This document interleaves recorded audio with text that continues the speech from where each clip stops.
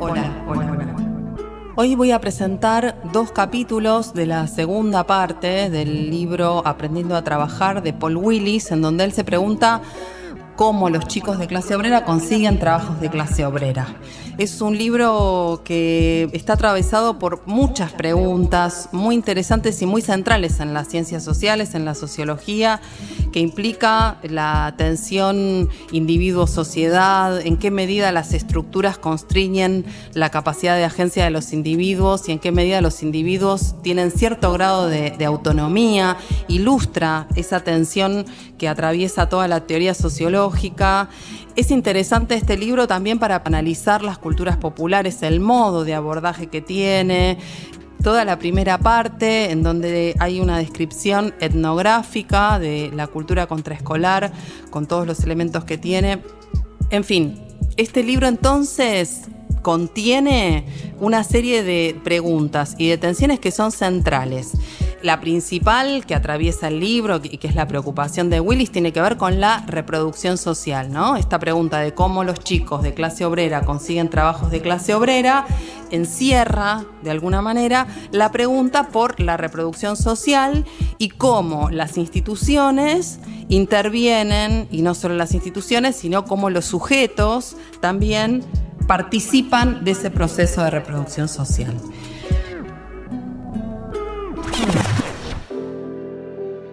En la primera parte del libro lo que vimos fueron los distintos elementos de la cultura contraescolar. Voy a recordar algunos. La cuestión de la oposición a la autoridad, en donde los colegas se oponen a todo lo que proviene de la institución, se oponen a los profesores, a las normas dentro de la escuela, también a los estudiantes conformistas, ¿sí? Se va configurando dentro de esta cultura contraescolar, en donde hay una serie de oposiciones respecto de la formalidad de la escuela, respecto de quienes representan ese orden en la escuela, respecto de otros grupos. Uno de los elementos de esta cultura contraescolar es el racismo, entonces también en esa oposición es que se va constituyendo esta identidad propia de estos jóvenes no conformistas. Un componente también central dentro de esta cultura contraescolar es el grupo informal.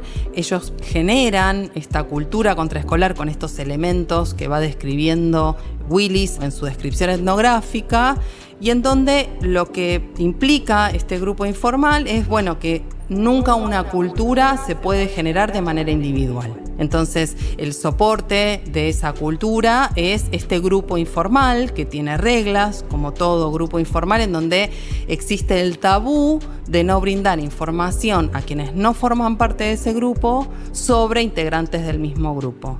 Otra cuestión también fundamental, y ahora la vamos a ver, tiene que ver con el sexismo, otro elemento de esta cultura contraescolar, en donde, en este caso, estos jóvenes no son nada originales porque, hay un rechazo de todo lo que se asocia a lo afeminado o a lo femenino, es rechazado.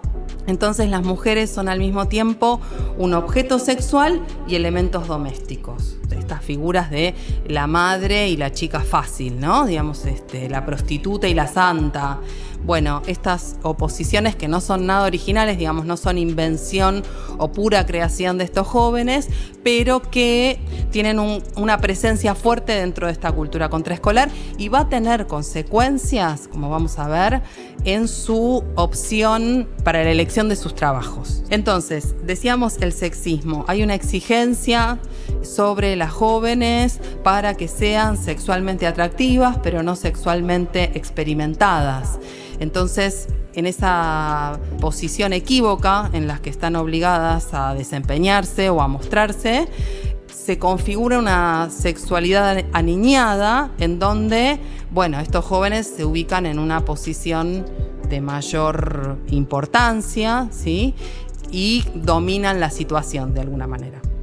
Entonces, otro de los elementos es este sexismo. Hay otra cuestión muy importante que tiene que ver con el cachondeo, con estar escapándose de la escuela, con no hacer las tareas que tienen que hacer, con usar el tiempo de un modo diferente al que propone la institución, con utilizar también espacios que no son accesibles, fumar en la escuela, se visten diferentes, ¿sí? Hay toda una serie de usos del espacio y del tiempo que son alternativos a los que propone la escuela, no solo alternativos, sino que son de oposición.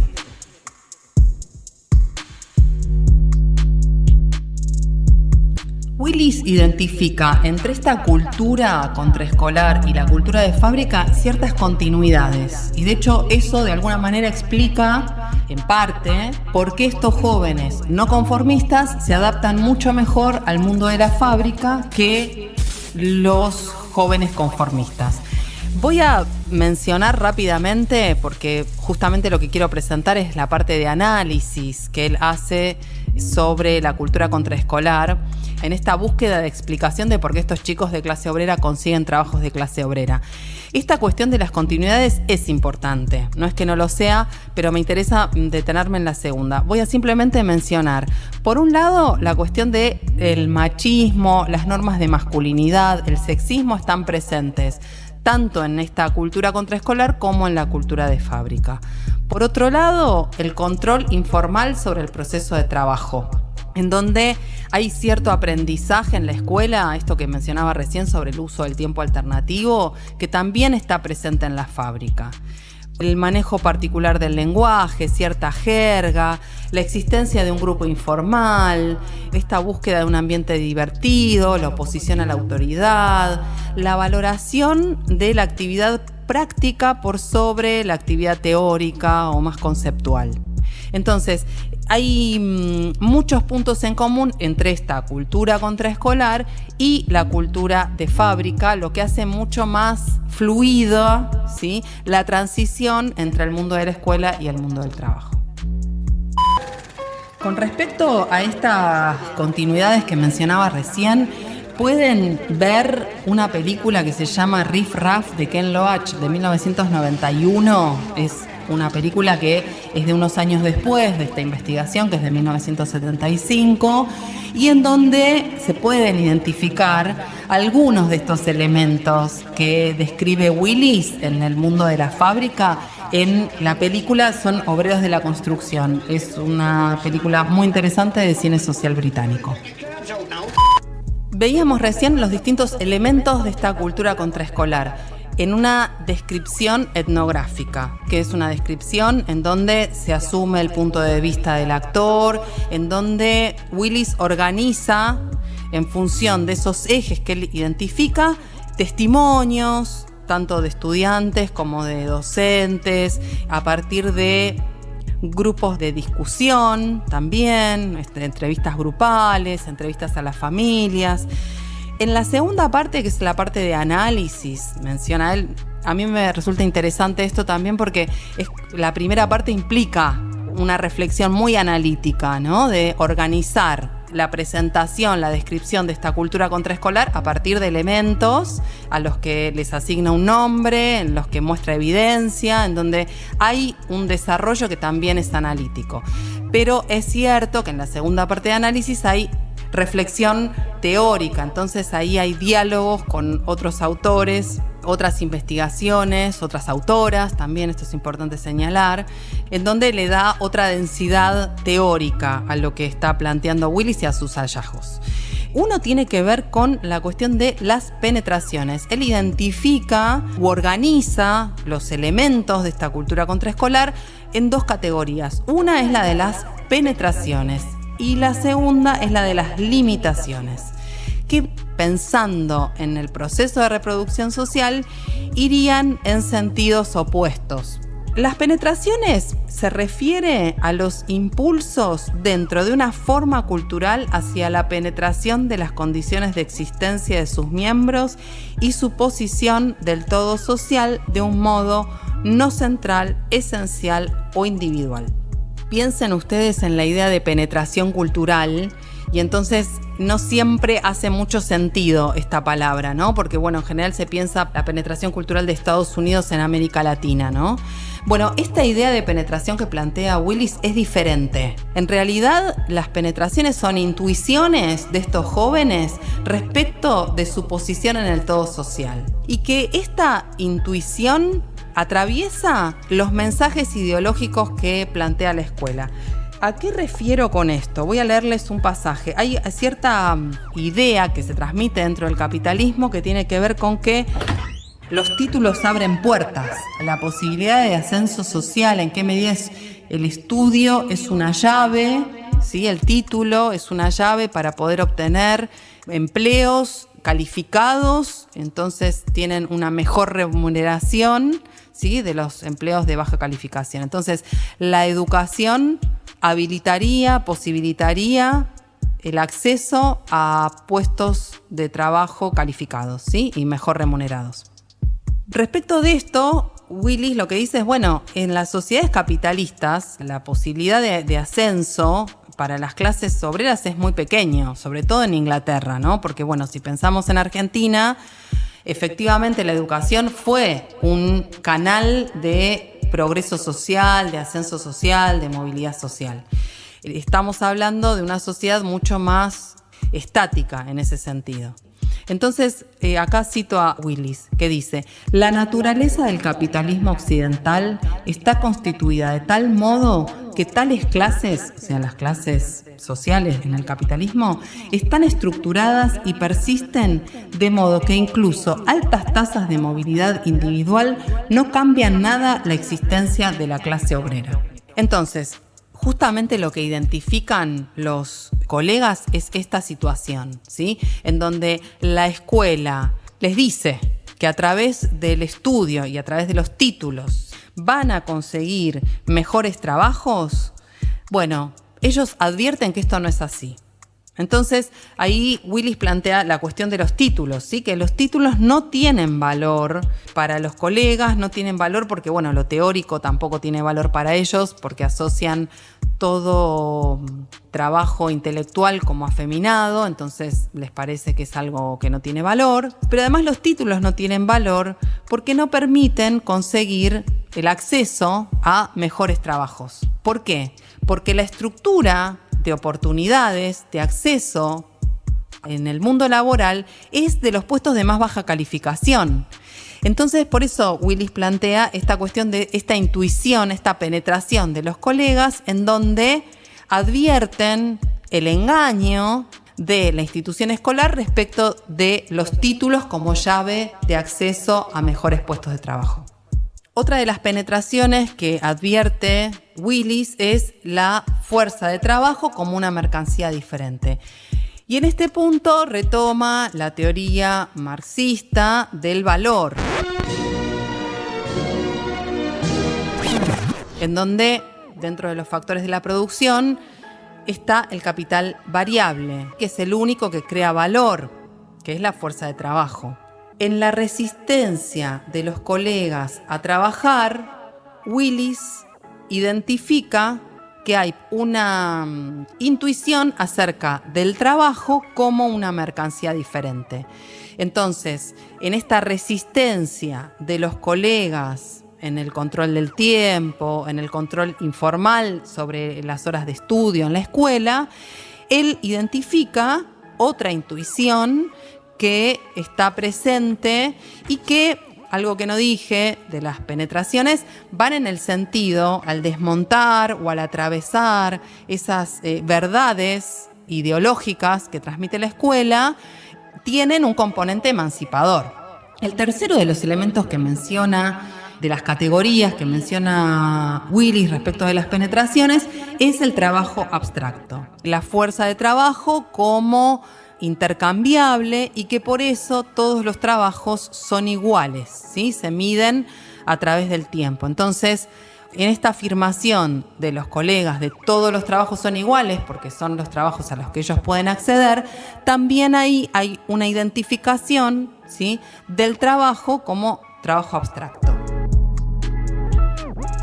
Entonces, podemos ubicar a las penetraciones, digamos, si armáramos un campo semántico respecto de la noción de penetración, sería la emancipación, la contestación, lo alternativo, la resistencia. Y acá es donde aparece la segunda categoría, que es la de las limitaciones. Voy a leer cómo cierra el capítulo sobre penetraciones. Dice: a medida que la cultura contraescolar se opone, se expone y reacciona contra el principio del trabajo general abstracto, plantea problemas en el propio núcleo del funcionamiento y mantenimiento del sistema capitalista. Aquí hay un potencial para la transformación social total, no meramente parcial y cultural. ¿Qué es lo que lo impide? Bueno, lo que lo impide son las limitaciones, que son aquellos obstáculos, desviaciones y efectos ideológicos que confunden e impiden el desarrollo total y la expresión de estos impulsos, es decir, las penetraciones. Por un lado está la división masculino-femenino, que tiene efecto en la división del trabajo manual y el trabajo intelectual. Decíamos antes que estos jóvenes son sexistas y rechazan todo aquello que se asocia a lo femenino o a lo afeminado.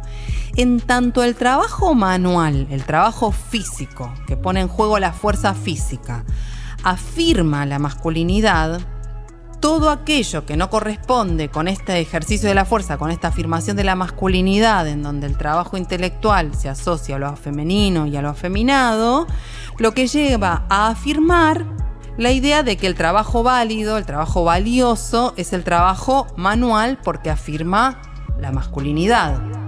Entonces, estos jóvenes se niegan, ¿sí?, la posibilidad de acceder o de aspirar, al menos, porque sabemos ya que la estructura de oportunidades que ofrece la sociedad es bastante limitada, pero en donde no solo hay una oferta limitada, ¿sí?, por la estructura del mercado laboral y la estructura social, sino que también hay un rechazo por parte de estos mismos jóvenes. No es que hay una aspiración a acceder a esos trabajos, sino que justamente lo que hacen es rechazar esos trabajos que implican mejores oportunidades, ¿sí?, y orientan su fuerza de trabajo a los trabajos de más baja calificación, que son trabajos manuales, que afirman su propia masculinidad.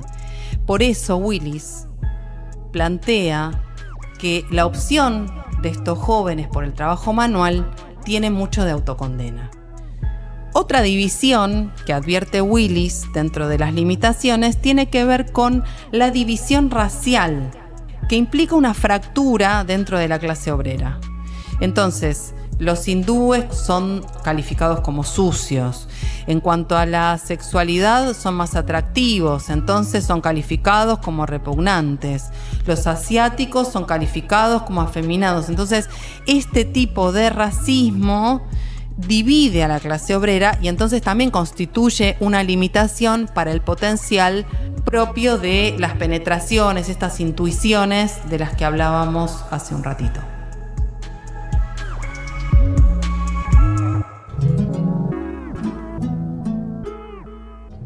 Vimos entonces estas dos clasificaciones que plantea Willis. No nos olvidemos que forman parte de la cultura contraescolar, aun cuando vayan en sentidos opuestos, es decir, esto de las penetraciones que van en un sentido de la emancipación y las limitaciones que vienen a obstaculizar este potencial liberador y emancipador, también forma parte de la cultura contraescolar. Y eso lo vuelve muy interesante, que digamos los mismos agentes producen categorías, producen formas y significados que van en sentidos opuestos. Para dudas, saben que tienen en el aula virtual disponible el foro de consultas. Chao.